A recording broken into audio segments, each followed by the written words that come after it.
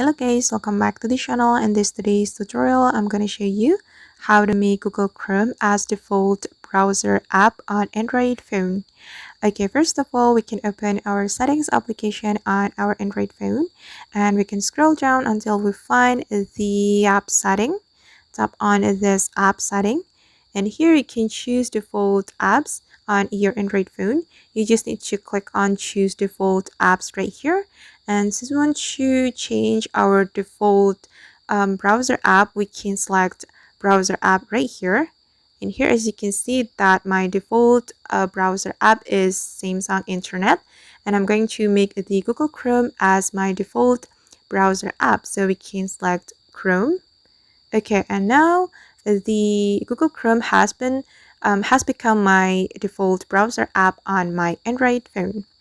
Alright guys, and that's how we can make Google Chrome as default browser app on Android phone. I hope this tutorial will be useful for you. Thank you so much for watching, and if you found this tutorial helpful, don't forget to hit the like button, leave your comments, and also subscribe to this channel. See you in the next video.